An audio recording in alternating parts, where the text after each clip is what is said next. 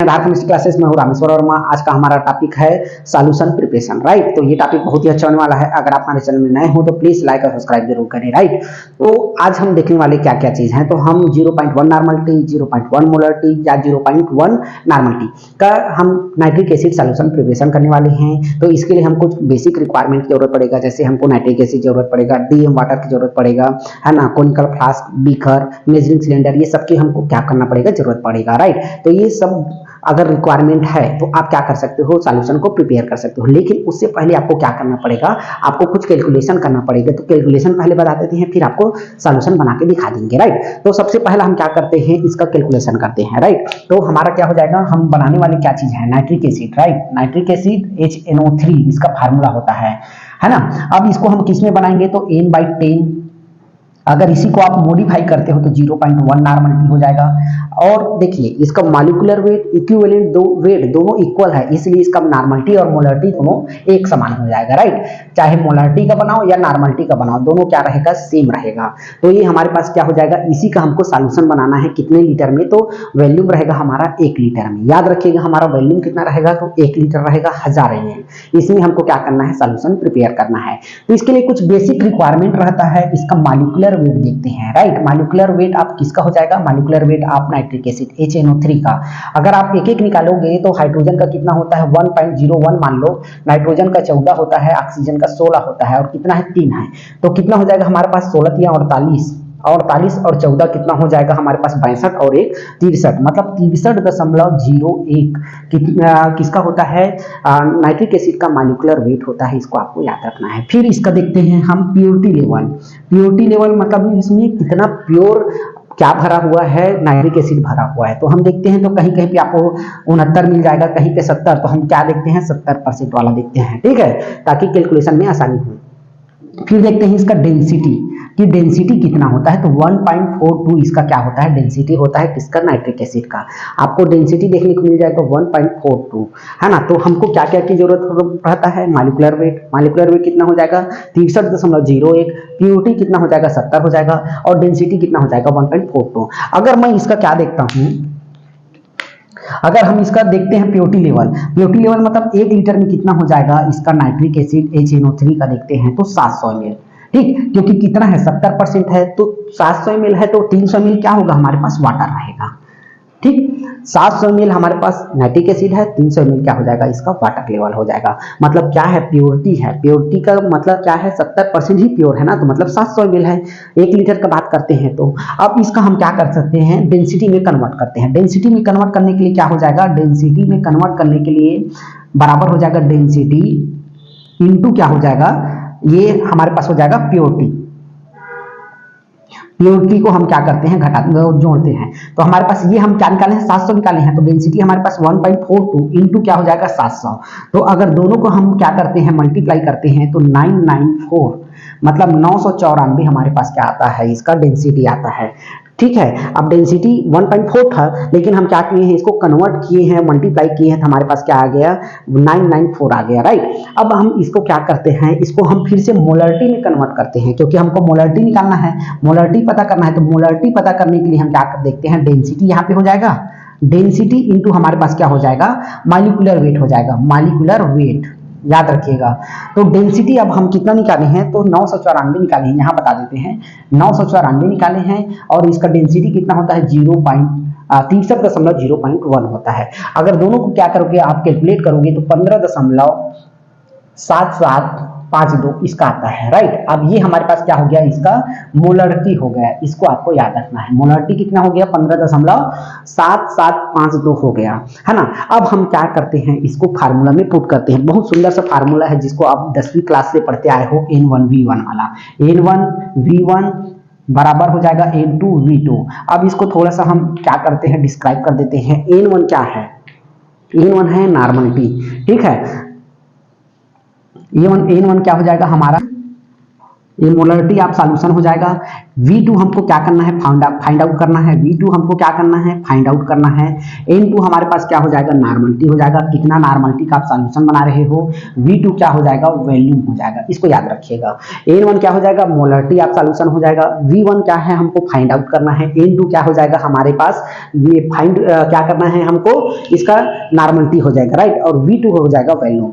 हमको क्या चाहिए, V1 चाहिए, याद रखिएगा V1 चाहिए, तो इसको यही रहने दो और ये क्या हो जाएगा, नीचे चला जाएगा। तो N2 V2 डिवाइडेड बाई क्या हो जाएगा, N1।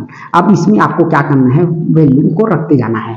V1 तो हमको मालूम नहीं है, हमको मालूम करना है। N2 हमारे पास हम बताए हैं आपको सबसे पहले 0.1 या 0n/10। तो हमको क्या लगेगा, यहाँ पे हम 0.1 करते हैं इंटू वॉल्यूम कितना बनाना है, 1 लीटर में। 1 लीटर में कितना ml होता है, 1000 ml। ये 1000 ml हो गया, डिवाइडेड बाय कितना है इसका मोलरिटी देखे हैं, तो मोलरिटी हम देख लिए हैं 15 दशमलव कितना हो जाएगा, 77। ठीक है, मोलरिटी हम कितना देखे हैं, 15.7752।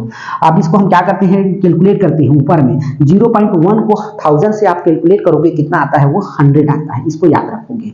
ठीक, अब इसको डिवाइड कर, इसको 15.7752 से आप जब कैलकुलेट करते हो तो कितना आता है, 6.33 क्या आता है परसेंट, इतना आता है। ठीक है, अब ये हमारे पास क्या हो जाएगा, V1 का वैल्यू हो जाएगा। V1 का वैल्यू कितना हो जाएगा, 6.33 आता है, राइट।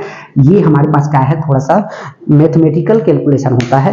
आपको सॉल्यूशन बनाने के लिए पूरा प्रोसीजर आना चाहिए, तभी आप एक एक्यूरेट सॉल्यूशन बना सकते हो, राइट। लेब में या फिर हो सकता है आप स्कूल कॉलेज में हो, वहां भी आपको काम आएगा। अगर कहीं आप जॉब कर रहे हो जहां आपको सॉल्यूशन बनाने की जरूरत पड़ता है, तो ये सब चीज आपको आना चाहिए, क्योंकि ये इसके बिना आप सॉल्यूशन नहीं बना पाओगे, राइट। यहां तक आ गया, यहां से हमको क्या करना है, फिर सॉल्यूशन बनाना है। मैं यहां तक कि आपको एक बार बता देता हूं, फिर हम सॉल्यूशन बनाएंगे, राइट। तो आज हम क्या देखने वाले हैं, 0.1 नॉर्मलिटी या 0.1 मोलरिटी दोनों इक्वल है। मोलरिटी मॉलिक्यूलर वेट या इक्विवेलेंट दोनों एक है, तो इसीलिए नॉर्मलिटी मोलरिटी दोनों का सेम ही रहेगा, इसमें कोई चेंजेस नहीं रहेगा। हम 1000 ml में इसका क्या करने वाले हैं, सॉल्यूशन प्रिपेयर करने वाले हैं। तो इसके लिए हम सबसे पहले क्या देखते हैं, मॉलिक्यूलर वेट देखते हैं। तो मॉलिक्यूलर वेट हमारे पास 63.01 होता है। इसका प्योरिटी देखते हैं तो 70% होता है। इसका डेंसिटी देखते हैं तो 1.42 होता है, राइट। अगर हम प्योरिटी लेवल का बात करते हैं 1 लीटर में, 1 लीटर के केस में हम बात कर रहे हैं, तो 70% है, मतलब वो क्या हो जाएगा, 1 लीटर में 1000 ml होता है, तो 70% है, मतलब उसका 700 ml हो जाएगा, 30 ml उसमें वाटर हो जाएगा।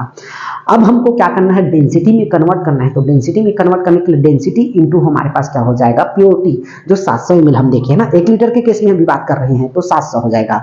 अब 700 गुणा हम क्या करते हैं, 1.42 करते हैं, तो हमारे पास 994 हमारे पास ये आ जाता है, राइट। अब ये हमारे पास क्या हो जाएगा, प्रेजेंट का डेंसिटी है 1 लीटर के केस में। ठीक, अब इसको हम क्या करते हैं, मोलरिटी में चेंज करते हैं। तो मोलरिटी में चेंज करने के लिए हमारे पास क्या हो जाएगा, density divided by molecular weight. अब डेंसिटी हम 994 निकाले हैं और हमारे पास मॉलिक्यूलर वेट कितना है, 63.01। दोनों का आप कैलकुलेट करोगे तो 15.7752 आता है, राइट। ये हमारे पास क्या हो गया, 270-52 है, मॉलिक्यूलरिटी हो गया। अब इसके बाद हम क्या करते हैं, हमारे पास एक बहुत सुंदर सा फार्मूला है, N1V1 इक्वल टू क्या हो जाएगा, N2V2 हो जाएगा, राइट। अब ये हम बचपन में पढ़ते हुए आए हैं। तो N1 क्या हो जाएगा, मोलरिटी हो जाएगा, जो अभी हम 15.70 निकाले हैं वो हो जाएगा।